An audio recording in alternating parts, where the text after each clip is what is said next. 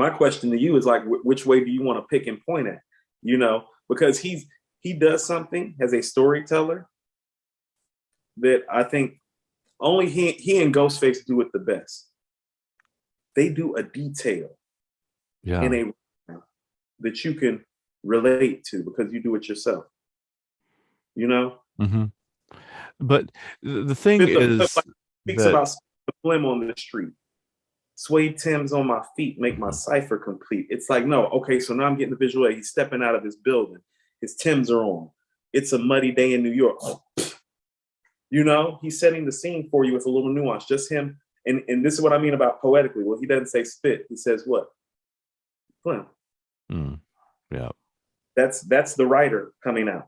That's the poetic nature of it. Go ahead. I'm sorry. I didn't mean to cut you No. short. This is I want you. I love it when you like quote the lyrics. It makes me happy. And I think it's one of the best parts of the show. But we've talked about this with a couple other hip hop artists too.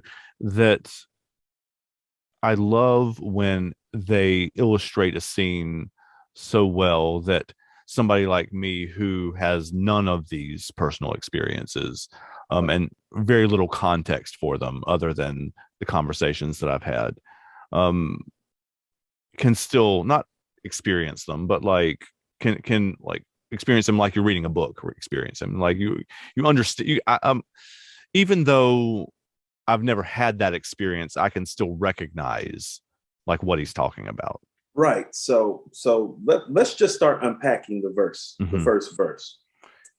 So we got the I Sip the Don P watching Gandhi. I'm charging. I'm pulling it up because it's kind of important that we break down kind of line for line some of the stuff that's going on. Yeah. So Rakim has a song called Microphone Theme. Okay. Rakim was the first person that really made it.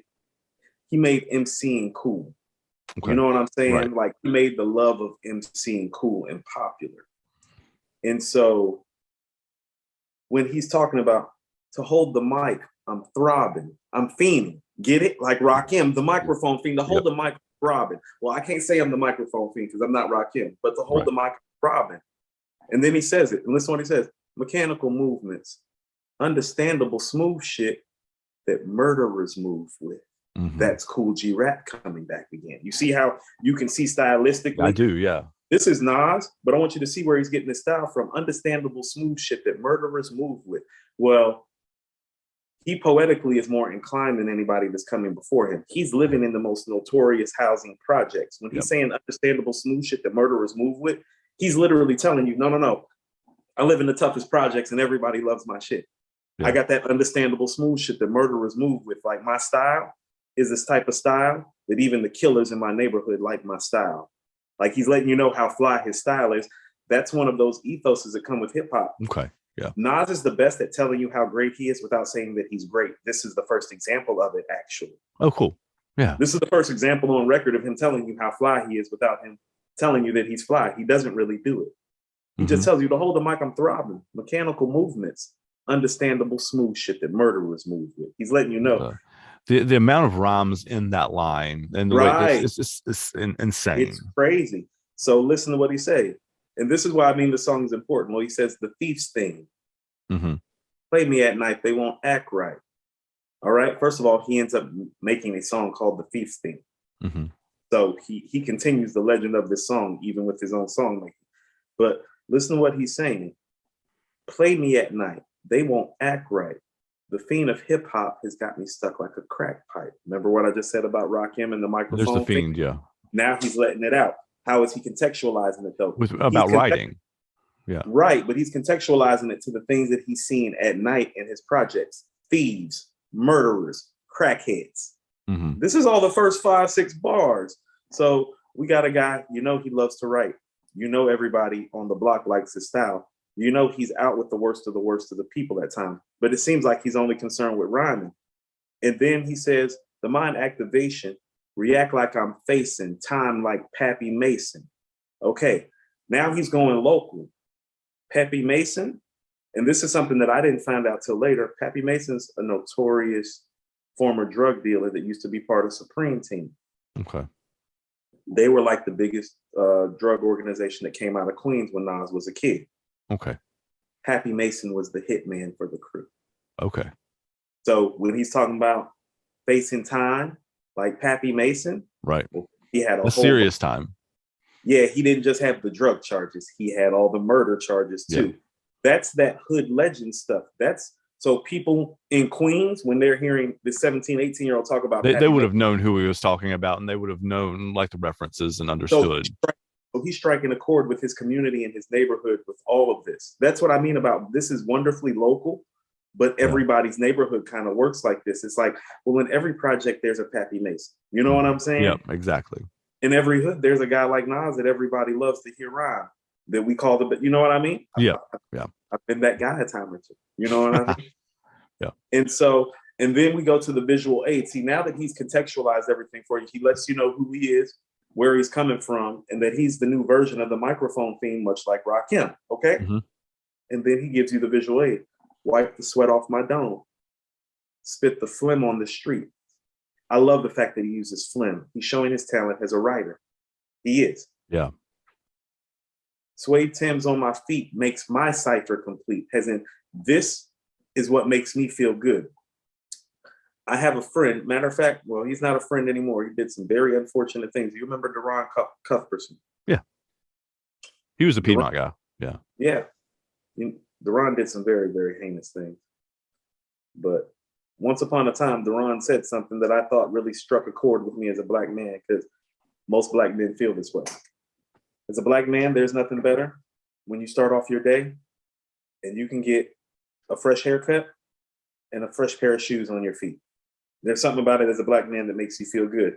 So when Nas is talking about his cipher being complete after he's put his Timbs on and wiped the sweat off, well, there's something about that as a black man that you relate to, especially around that time, because Timbs were a big thing. Like he could have said Air Force Ones or Jordans, but it's the scene that he's setting of a black man stepping out into the world. Well, we don't like stepping out into the world without fly kicks. Timbs were the fly boots. So he's speaking for like every black man coming out of New York in the sense at the time with just that visual aid.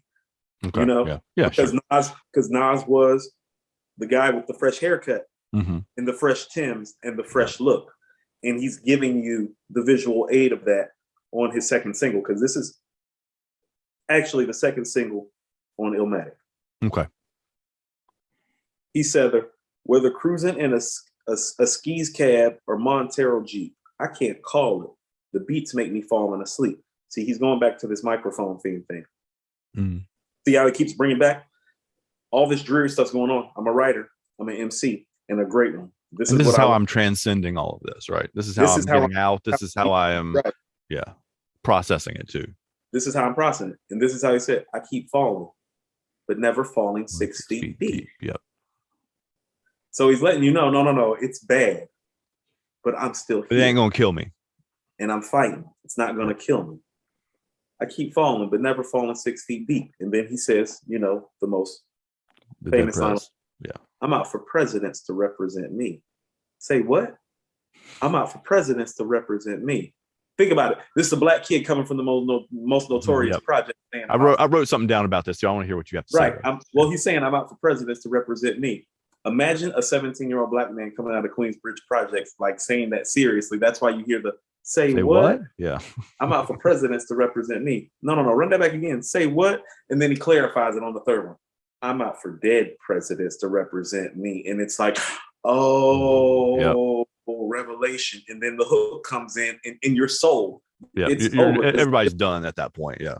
You're done at that point, because as soon as he says I'm out for dead presidents, you hear, whose world is this? The world is yours. And you're like, oh, the world is yours. It's mine. It's mine. It's mine. You're like, oh, I'm there. I'm there. I'm there. Yeah. I'm there with you. He got you, and it's over. And the first verse is the simple verse. Like the MC, the MC is on the second and on the third verse. That's what I mean. The first verse is what's striking, is because it's like, this is his idea of a simple, stupid buy-in, Andrew. That's how poetic. And that's like so fucking high level, man. Think about this. This was his buy-in to get people to sing along with him. You know how poetically inclined he is, that this is his buy-in? Yeah, and so where he was always different from Biggie and Pac and Jay. They're not nuanced as writers like this. Like Pac isn't deep of a writer, but Pac is not going to use words like phlegm mind activation, react like he's not going to use those alliterations like that, you know? And so this guy is special in terms of how he disseminates information.